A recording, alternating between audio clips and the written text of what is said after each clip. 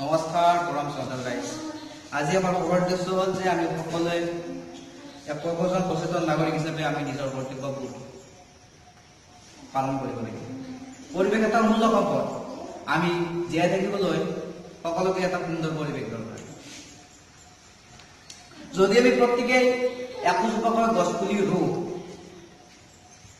তেতিয়াহ'লে এই সুন্দৰ পৃথিৱীখন আৰু অতিকৈ মনোমোহা আৰু সুন্দৰ হ'ব। সেয়েহে আমি আজি এই বিশ্ব পৰিৱেশ দিৱস উপলক্ষে আমি এই সভাখন অনুষ্ঠিত কৰা হৈছে যাতে সকলোৱে আমি আমাৰ চৌহদ আমাৰ এই ৰাজহুৱা স্থানত একোডালকৈ গছ পুলি ৰুওঁ আৰু প্ৰত্যেকে যেন আমাৰ পৰিৱেশটো ভাল কৰি ৰাখে তাৰে সেইকাৰণে এই সভাখন অনুষ্ঠিত কৰা হৈছে। এইখিনিতে এটা কথা সভাপতি মহোদয়, আপুনি যিটো কথা কৈছে আমি সকলোৱে আপোনাৰ কথাত একমত, কিন্তু আমি গছ পুলি ৰুলে হ'ব জানো যদি আমি তাক প্ৰতিপালন নকৰোঁ বা কৰিব নাজানো? হয় হয়, আপুনি ঠিকেই কৈছে। আমি তাৰ প্ৰতিপালনো কৰিব লাগিব।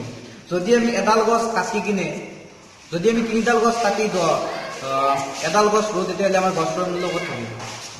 সেয়ে আমি প্ৰত্যেকে যদি আমি এডাল গছ কাটো তেন্তে 10জোপা গছ ৰুব লাগিব।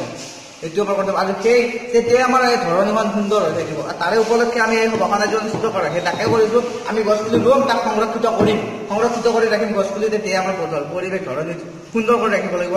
সেই উপলক্ষে আমি এই সভাখন কৰিছোঁ। আহক আমি প্ৰত্যেকে গছ পুলি ৰুম।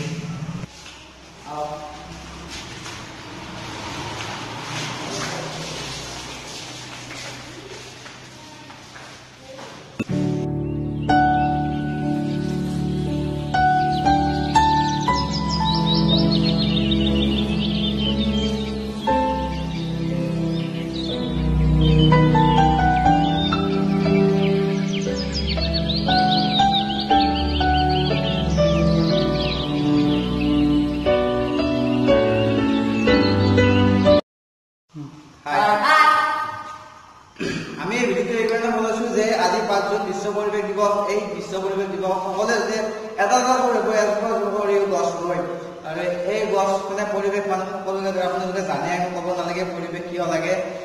চ' এই ভিডিঅ'টো এইকাৰণে আৰু গছবোৰক ভালকৈ যতন কৰি ৰাখক, বেৰা বনাই দিয়ক আৰু গৰু ছাগলী খাব ভিডিঅ' কৰি ৰাখক। এই ভিডিঅ'টোৰ পৰা আমি সেইখিনি দিব বিচাৰিছোঁ এই বিশ্ব পৰিৱেশ দিৱস উপলক্ষে।